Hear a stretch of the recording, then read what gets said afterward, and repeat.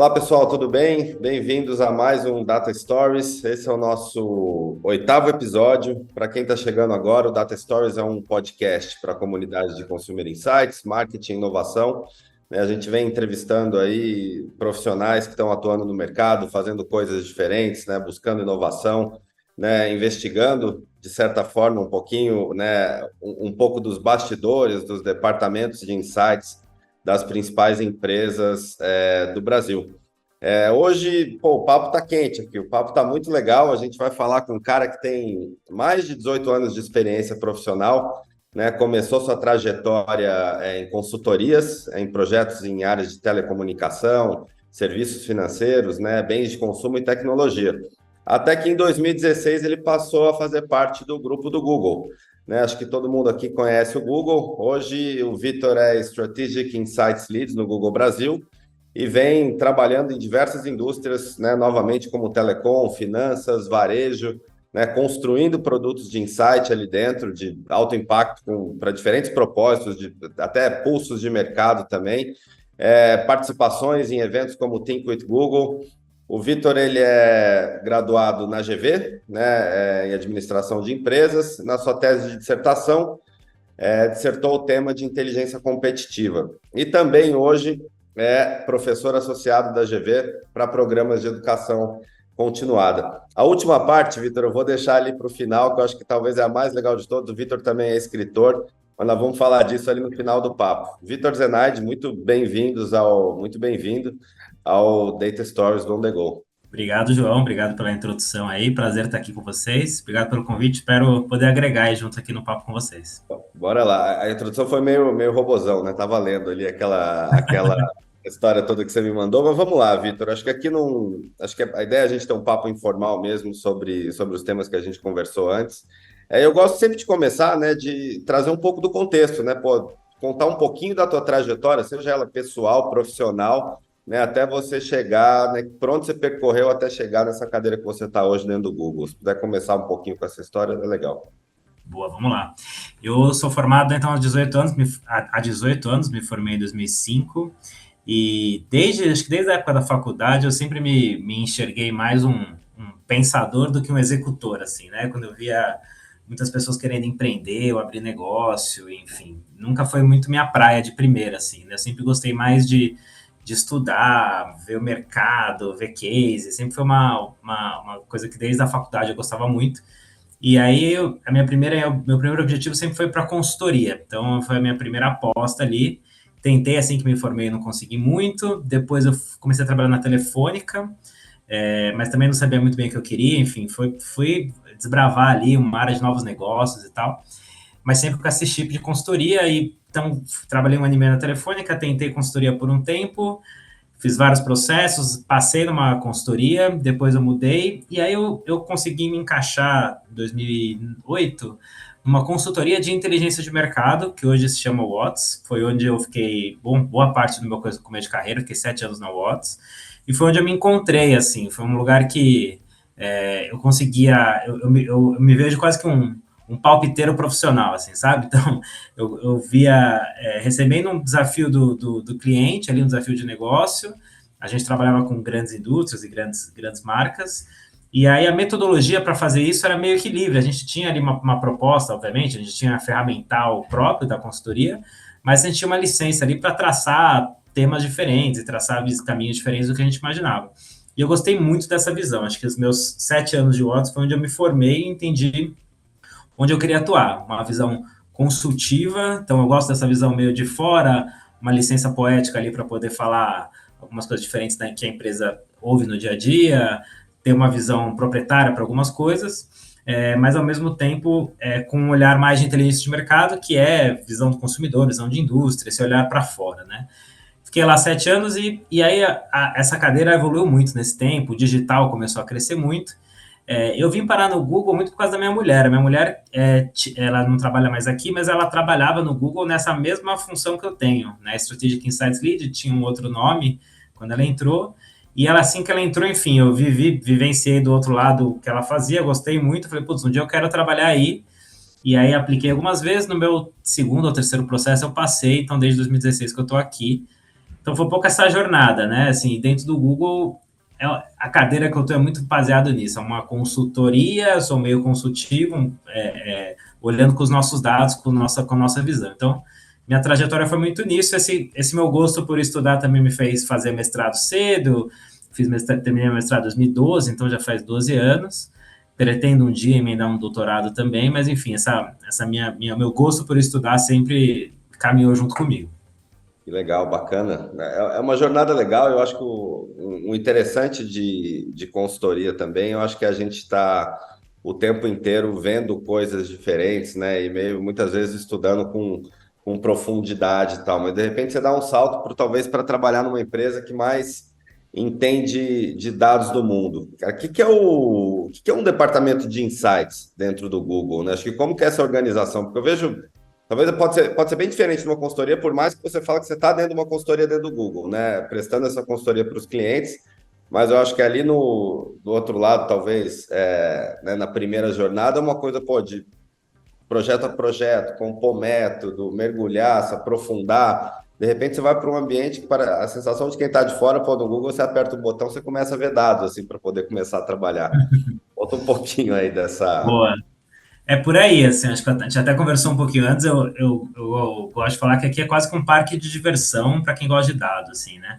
É claro que todas as fronteiras de privacidade são respeitadas, mas a gente tem uma coisa um ouro muito importante, que é a intenção do usuário, né? O que a pessoa está procurando no Google, e diferente de uma pesquisa onde você está fazendo uma pergunta direcionada, você está tendo aquela item de declaração, né, do usuário que tem um valor absurdo, a gente pega o usuário ali com a dor dele, pesquisando no dia a dia mesmo aquilo que ele quer resolver. Então, do ponto de vista de dado, é um ouro muito, muito importante, assim.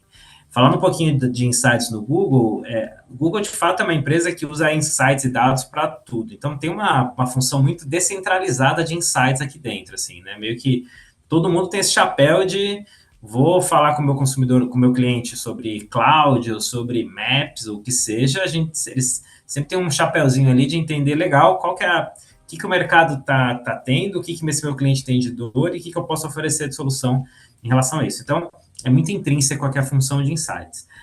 E por isso, tem vários departamentos de insights diversificados. Então, sei lá, tem um departamento, às vezes é uma ou duas pessoas, né? Tem algumas funções de insights espalhadas. Então, tem uma função de insight que olha para marketing, tem uma função de insights que olha para cloud, tem função de insights que olha para agências. O que eu fico, né? O meu departamento, que acho que é o maior aqui do Brasil, é insights para grandes anunciantes. Então, esses grandes anunciantes são atendidos por um time comercial que atende eles no dia a dia, né, para entender como usar melhor as soluções de publicidade do Google. E tem esse time de insights como um suporte a esse grande cliente. E aí a nossa função é muito entender, com os dados que a gente tem, ajudar esse anunciante a navegar melhor no mundo digital e ajudar ele a encontrar as oportunidades de atuação no mercado. Então, a nossa visão é muito olhar para fora. Obviamente que eu tenho sempre um chapeuzinho Google aqui para entender como que o Google pode ajudar esse consumidor. Eu, às vezes, posso trazer um baita problema para ele de negócio, e que, às vezes, dependendo do problema, é uma coisa que ele vai precisar resolver lá dentro, né? Ele vai precisar capacitar o time dele, lançar um produto, que seja. Então, faz parte da minha função também levantar essa bola, mas eu tenho um chapeuzinho também de entender legal, mas o que dentro dos meus produtos Google eu posso ajudar esse cliente com com a visão que eu trouxe aqui do consumidor. Então, eu hoje atuo, é uma consultoria interna para os clientes, para os grandes anunciantes, assim, como usar melhor o produto Google, mas também a gente entra muito com esse chapéu de criação de pensamento, os clientes esperam muito do Google ouvir o que o Google acha de qualquer tema, né? Criptomoeda, mudando, pandemia, escolhe o tema, eles querem muito saber o que o Google pensa sobre, então meu time ajuda muito a criar esse pensamento. Legal, Vitor. A gente sempre pensa, né, que putz, trabalhar com dados também é uma coisa restrita às grandes empresas, aos grandes anunciantes, né? A gente trabalha muito no On The Go também com esse foco, você vê, pô, um departamento dentro do Google para atender essa turma, mas o Google também tem ferramentas aí gratuitas para pequenas, médias empresas também, acho que eventualmente um empreendedor que está começando, né, muitas vezes ele não tem recurso para ou anunciar pesado, ou contratar consultorias. Acho que existe um cardápio de metodologias aí para pequenas e médias também, né? Sim, sim. Acho que o próprio produto de ads do Google, quando você entra aí para divulgar seu negócio, ele já é carregado de insights, assim, né? Você consegue entender as audiências que mais engajaram com a sua campanha, quem mais entrou no seu site, uma sazonalidade, enfim, na própria ferramental do Google você tem uma camada de... Acho que qualquer ferramenta digital, ela tem essa vantagem, né? Você tem os dados ali por si. Tem uma ferramenta que eu acho super poderosa, eu acho, até quando eu não estava no Google, eu usava pouco, que é o próprio Google Trends, assim. Se você quiser dar uma olhada lá e pirar no Google Trends, né, jogar desde para ver o que está quente, que é bem legal, mas investigar coisas assim mais amplas mesmo, assim, né, sei lá, você vai vender um determinado cartão de crédito, você quer entender que benefício que está crescendo mais, crescendo ou caindo, e comparar um volume com o outro, entender regional, entender termos associados e tal. Claro, ainda num nível mais superficial, né? A gente, por exemplo, aqui dentro da nossa cozinha, a gente pega isso e aprofunda bastante.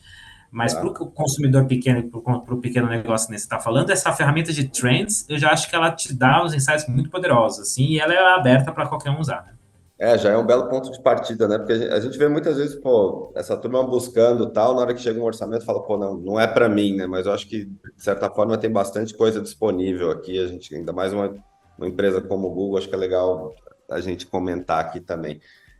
Vamos pensar, talvez, numa jornada de projeto, né? Você me falou um termo ali no nosso primeiro papo, né? Que era falar, pô, a magia de trabalhar com dados, assim, de juntar diversas fontes, né? E meio que tirar um único aprendizado, tirar um direcionamento, né? Dali. De novo, falando assim, a sensação que a gente tem, pô, para a turma que trabalha no Google ou trabalha na Meta, nessas grandes Big Techs, a sensação que, pô, aperta um botão ali, você já vai receber tudo pronto. E não é bem assim, né? Acho que como que você personaliza um pouquinho também dessa entrega para os clientes? Você trabalha com diversas fontes de dados, é uma coisa que é só da porta para dentro, tem fornecedores de fora também. Boa, boa, boa, bom ponto.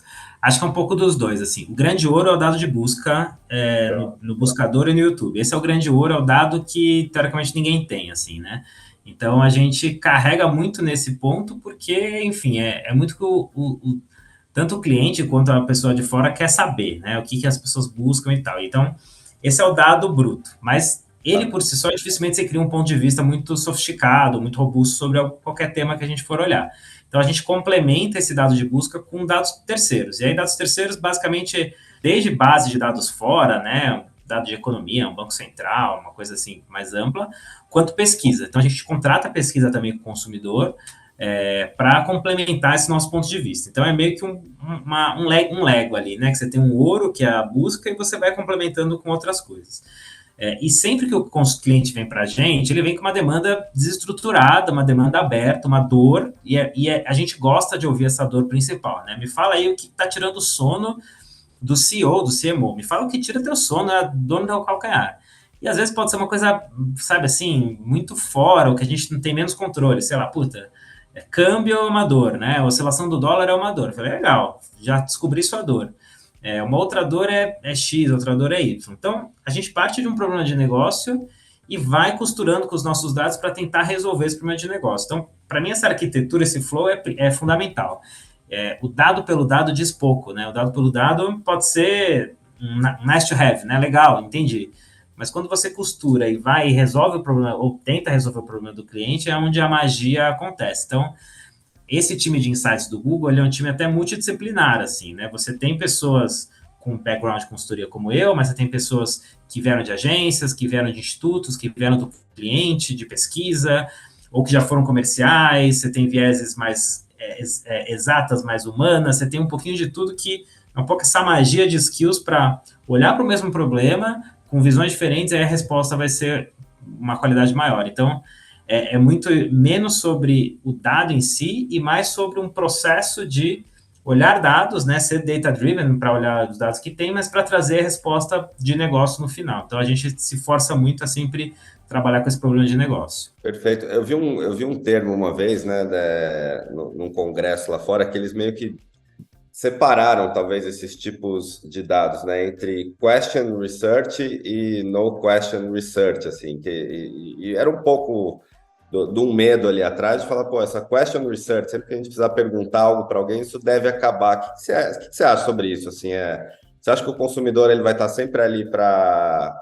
É necessário a gente falar com eles em todos os projetos, porque acho que a gente vê muito, desde que, né, entra essa terminologia aí do Big Data, não sei, a gente começa a ver a indústria falando, pô, talvez a gente não vai precisar nunca mais ir para a rua falar com as pessoas. Não é nem ir para a rua, mas às vezes é ferramentas digitais e tal. Qual é o teu ponto de vista sobre... Eu, particularmente, eu adoro o que você falou, essa combinação de fontes e metodologia. Você acha que a pesquisa com o consumidor, ela tá meio trilhando para um fim ou não? Acho que ela... Eu acho que não. Eu acho que eu gosto muito também de mix de metodologias, assim. Eu acho que o dado, esse big data que a gente pode ir atrás, sempre olha para o passado, né? A gente está sempre olhando o que aconteceu e tentando tirar os insights. Mas para mim o que muda muito é o jeito de você perguntar. Então, assim, você até pode perguntar para os dados do passado e beleza, você vai ter alguns insights ali. Mas, principalmente no momento onde você precisa crescer, inovar, mudar, dificilmente aquele Big Data vai te dar uma resposta. Então, você vai precisar olhar para o futuro, vai precisar trabalhar com um dado que está no futuro. E beleza, você até pode modelar internamente com os ecossistemas onde você quer entrar e por aí vai. Mas, assim, a pergunta para o consumidor, ela ainda é muito importante. Acho que quando eu vejo muito dado de busca aqui e os Big Data que a gente tem acesso, tem coisas e muitas coisas importantes que a gente não consegue sem a pesquisa, sem ir lá e conversar com o consumidor. Tem um segundo layer nessa tua pergunta que eu acho legal trazer, que é assim, a gente precisa ser mais criativo nas pesquisas. Acho que é uma das, talvez, críticas que eu faço, não a institutos, mas a mercado como um todo, assim. Se a gente fizer as mesmas perguntas e viciar nas mesmas perguntas, a gente vai ter as mesmas respostas, e aí você pode falar, pesquisa funciona pouco, porque esse dado já vi. Mas se você fizer a pergunta para o ângulo que você quer, para um ângulo diferente, a inovar no jeito que você vai fazer a pesquisa, eu ainda vejo muito valor. Então, como fonte, assim, para mim é incrível poder virar no consumidor e testar conceito, testar ideia e ver o que ele pensa. Então, por isso que para mim ainda tem muito valor. Eu só acho que a gente realmente precisa sempre trazer um frame de como perguntar diferente, como fazer um pouco diferente com essa coisa incrível que a gente tem, que é conversar com o consumidor, né? Perfeito. O dia a dia das pessoas mudou também, né? A forma como ela interage com pesquisas. Então, acho que é o que vocês estão um ponto muito interessante. Assim, acho que a pesquisa ela ser um pouco mais flexível, né? Não tão rígida como é construída. A gente vê, às vezes, muitos métodos aí que são... Não dá para você tocar no método que o cara que Sim. criou vai mudar um pouco, mas acho que talvez não é por aí. Acho que essa flexibilidade ela é importante para o mercado ainda. E agora a gente, até pegando um gancho com isso, né? A gente tem um outro elemento aí nas nossas vidas que a gente pode fazer perguntas para ela, né? Vamos falar de inteligência artificial, não tem como a gente fugir disso, né? Cara, como que você vê essa transformação do mercado, né? Através do uso de AI? Eu acho que talvez para além dos prompts, acho que o prompt é o que está no nosso dia a dia agora. A gente vê cada vez mais prompts prontos, especialistas em, né, extrair o melhor daquele dado. De certa forma, assim, a AI está na nossa vida há pouco mais de 10, 15 anos também, né? Acho que deve estar no coração do Google também, ela faz parte dos nossos dias a dia, mas trazendo para o nosso mercado aqui de insights, como que você vê essa transformação hoje usando essas ferramentas disponíveis? Boa. Quando eu entrei no Google em 2016, e em 2016 o Google fez uma mudança de mentalidade interna, até comunicou externamente, mas mudou internamente. O Google, quando eu entrei, ele se intitulava uma empresa Mobile First, né? Em 2016, eles se colocaram, o Sundar, o CEO do Google, colocou o Google como uma empresa AI First. Então, lá em 2016, ou seja, 8 anos aqui, a gente já se posicionou como AI First. E aí, vários produtos do Google, tanto produto para o consumidor quanto produto para negócios, né, de ads, já embedaram AI esse tempo inteiro. Assim, alguns produtos foram nascendo primeiro com AI e depois a gente foi expandindo e tal, mas se você pegar Google Maps, Google Tradutor, já tem AI, essa AI analítica, preditiva há muitos anos, né? O que, para mim, o boom, para mim não, né, mas o boom que aconteceu foi muito por causa da generativa, e a gente está falando aí final de 22, então a gente está falando de 1 ano e meio aí, mais ou menos, que a generativa é onde ela se materializa, onde você pode experimentar, né? Você vai lá, o que você falou, você pergunta, você faz o teu prompt e tem respostas ali incríveis, né? E aí tem aquela magia de, pô, parece um ser humano cruzando coisa, né? Parece que ele tá pensando por mim e tal. Então, para mim, o boom é muito nesse sentido. Tem uma analogia que eu ouvi de um outro Googler aqui, que eu achei muito bom para entender AI, assim, que ele faz uma analogia com fogo, né? E aí o fogo é a história de... O ser humano, quando viu fogo pela primeira vez, foi na natureza, foi na floresta, foi no vulcão, ele viu aquilo lá, e daqui a pouco ele começou a entender que ele poderia transportar aquilo e produzir aquilo, né? Você fazia atrito e saía fogo. Então, é assim, é uma ferramenta. E aí que você começa a usar, você começa a testar e tal. Aí alguém um dia olhou o fogo e cruzou com o metal e viu que dava para derreter aquilo. Putz, dá para derreter. Aí tem gente que usou para fazer arma, tem gente que usou para fazer uma panela, tem gente que usou para várias coisas, e o ser humano foi evoluindo com aquilo, né?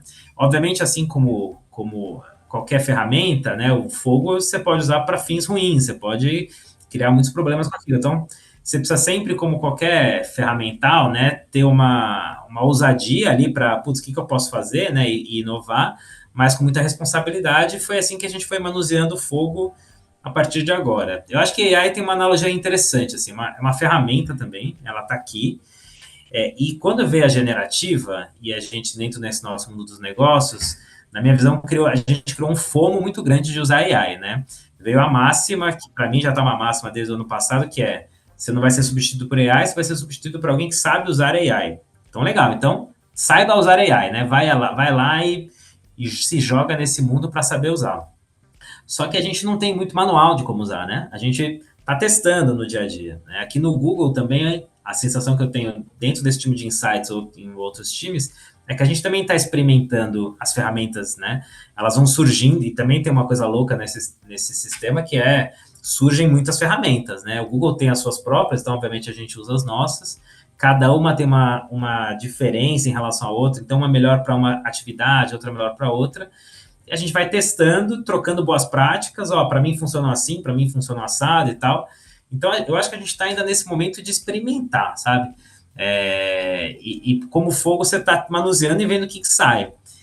Mas tem um lado que, já me antecipando um pouco nessa discussão, que eu acho que é muito, muito importante, é entender AI como ferramenta mesmo, né? E não como um fim em si, né? Não como isso aqui vai fazer tudo por mim. Não, ainda precisa muito do elemento humano manuseando essa ferramenta. Ela não vai pensar por você sua estratégia, ela não vai pensar por você o que você quer comunicar. Então, ainda tem um papel humano muito, muito importante nessa história toda, assim. Talvez é um pouco do que a gente conversou ali atrás, né? Eu acho que talvez as habilidades aí do profissional em trabalhar com ela, acho que elas vão, né, florescem de certa forma. Acho que quanto mais, né, acho que seja criatividade, seja, né, você buscar puxar boas conversas com ela, você vai extrair algum dado, mas eu até tenho um ponto, assim, até que ponto até quando isso vai durar, né? Acho que hoje a gente está nesse primeiro layer mesmo de ter um bom chatbot ali com conhecimento absurdo, uma capacidade de processamento de dados que a gente nunca viu igual, trazendo, né, trabalhando junto com a gente. Será que esse bot ele vai ser um PhD ali do outro lado depois, a ponto de resolver problemas que, poxa, talvez nem os seres humanos conseguem resolver? Isso me assusta um pouquinho, assim. Eu acho que tende a evoluir para isso, né? Mas é um ponto legal. Acho que você até mesmo comentou mesmo, né? Que eu acho que as habilidades humanas, elas voltaram assim, a fazer muita diferença, né? Dentro de um profissional, principalmente numa área nossa, onde curiosidade aí é o ponto principal. Super, assim, o que vai evoluir a gente precisa ver de fato juntos, assim, né? A gente está experimentando para onde vai. Então, assim, olhando o cenário de hoje, de fato, tem várias. Eu gosto muito dessa parte de relação humano com AI, porque para mim me toca muito, até como escritor, minha outra parte, mas como uma pessoa analítica que olha para o mundo, para mim é muito interessante essa relação, desde sempre, essa relação do ser humano com tecnologia, assim.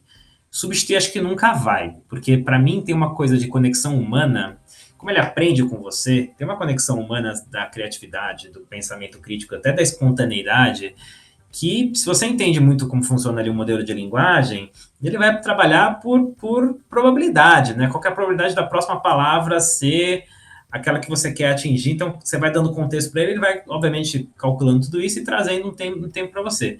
Então, é sempre, eu vou usar um termo aqui meio plastificado, assim, é plastificado porque é o que tem na biblioteca para te oferecer. Agora, o que toca o humano mesmo, o que toca aquela conversa, aquele despertar, ainda é muito humano. Para onde vai evoluir, precisamos acompanhar ainda, eu concordo contigo, mas esse elemento humano, nesse momento que a gente está agora, eu acho que a gente tem que discutir muito sobre isso, para mim é um tema de tem que estar na mesa, mas tem um ponto que é legal a gente trazer assim, que é, nesse fomo de usar AI, preciso usar AI, me afundar e tal, né, usar muito esse negócio, a gente nunca pode deixar de pensar o que eu, como ser humano, vou agregar para isso. Então, eu vejo alguns casos de pessoas assim, eu não escrevo mais e-mail, agora eu jogo um prompt, ele gera o e-mail para mim e eu mando. Ou texto, ou análise, o que seja. Eu falo, pô, será que esse é o jeito certo? Se você estiver copiando e colando, só copiando e colando, pô, de fato, ele vai te substituir. Você não está trazendo nada, você está sendo só um gerador de prompt. Gerar prompt é importante, mas é uma camada primeira ali do processo, né? Então, assim, o que você vai fazer a mais para trazer um texto diferente, né? Teve esse ano uma conferência de um autor que eu acompanho nas redes, no LinkedIn, que ele foi numa conferência de AI e ele estava falando um pouco sobre escritores. E ele, basicamente, foi uma equipe de pesquisadores que foram julgar textos escritos por jornalistas do New York Times e textos escritos por IA generativo usando prompts de outros jornalistas, né? Então, eles basicamente foram testar originalidade e criatividade de textos humanos e de IA generativa. E aí tem uns critérios lá, não lembro bem os critérios, mas eram 14 critérios para testar originalidade e criatividade, e a IA generativa perdeu em todos.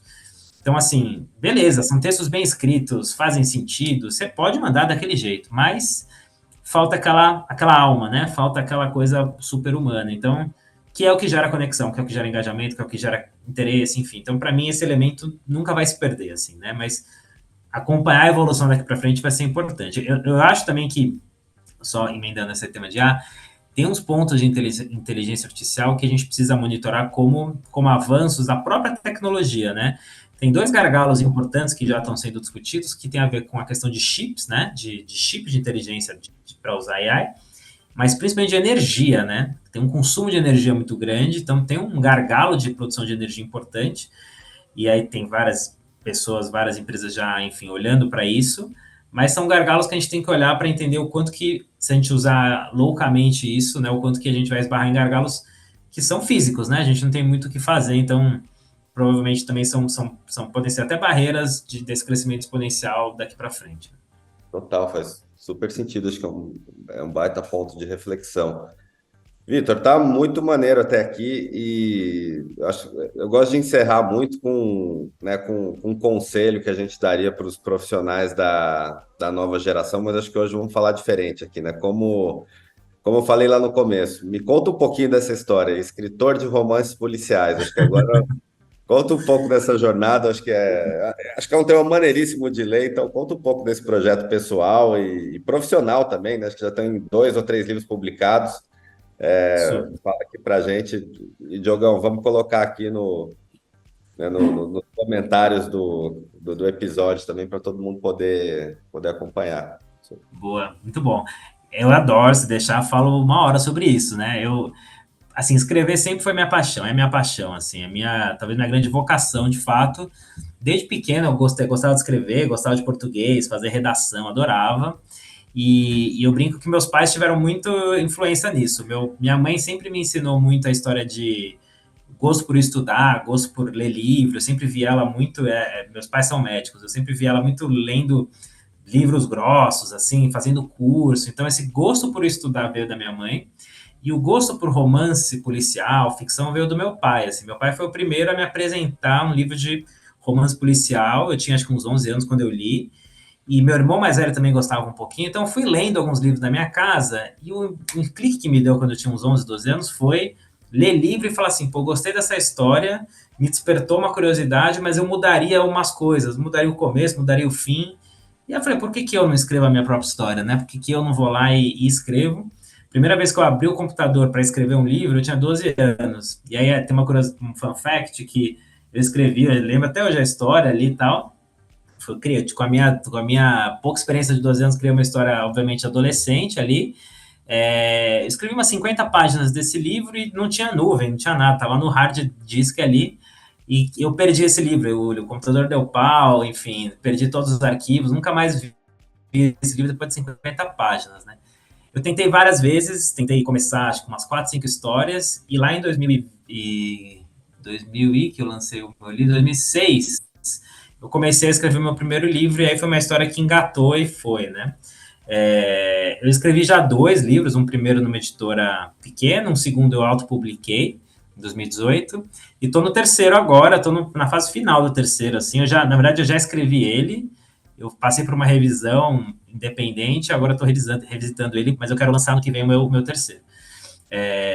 Cara, assim, para mim é uma das janelas mais legais que eu tenho para falar com o mundo, assim, eu tenho quase como, eu trato um projeto de vida, então, esse meu terceiro tem um ponto de vista muito claro ali, vai falar um pouco sobre tecnologia, sobre a relação humana com tecnologia, um olhar mais crítico, e eu gosto, assim, é uma história real, é uma história passa num futuro próximo ali, eu gosto de dar um elemento pequeno de distopia, que é quase real, mas tem uma distopia, para a gente testar, e se fosse dessa forma? E se fosse dessa forma?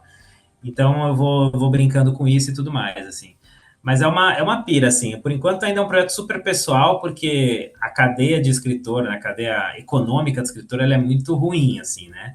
Um escritor conceituado ali, ele fica com 10% do valor do livro. Então, o livro hoje é uma plataforma, né? Dificilmente uma pessoa vai ficar rica, vai ganhar muito dinheiro com livros. Não digo nem ficar rica, vai ganhar algum dinheiro vendendo livro. Ele é uma plataforma que você vai depois se expandindo, e é assim que eu quero usar os livros para mim. Eu queria, inclusive, daqui para frente, começar a produzir um pouco mais dos que eu já tenho. E onde acha, Vitor? É só botar Vitor Zenardi no Google, a gente encontra esses exemplares, não? Sim, pode colocar, vai achar. Eu tenho os livros hoje na Amazon. O meu primeiro livro, eu tenho a versão física também, aqui no Brasil, em algumas livrarias. Na Amazon, os livros digitais você encontra os 2.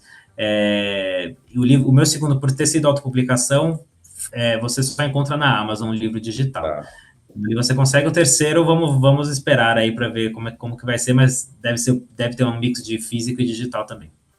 Massa. Você deixou algumas dicas aqui do Google Trends, talvez para os empreendedores que estão começando, talvez para os pequenos e médios também buscarem informação, inspiração para desenvolvimento de negócio.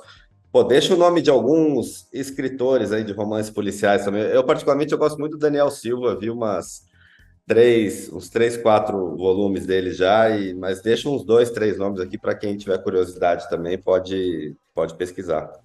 Boa. Eu acho que talvez vou falar um mais classicão, que é o Dan Brown. Eu gosto muito do Dan Brown como escritor.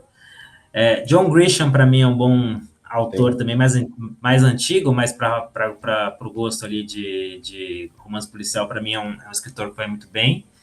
E tem um outro que é também mais clássico, que chama Robin Cook. Ele escreve livros que misturam medicina, saúde com crime e mistério. Robin Cook foi o livro que eu li, o autor que eu li mais, e me deu grandes insights, assim, sabe? Também é um autor mais antigo, mas é um clássico, acho que é muito, muito bacana também de deixar. Fechado. Bom, fechamos por aqui. Vitor, queria agradecer a sua participação. Bastante inspirador o papo, e acho que é isso. Não deixem de seguir a gente nos nossos canais. A gente está no YouTube, está no Spotify também, e aguarde o próximo episódio do Data Stories. Fechado. Obrigado pelo convite, João. Abraço. Um abraço.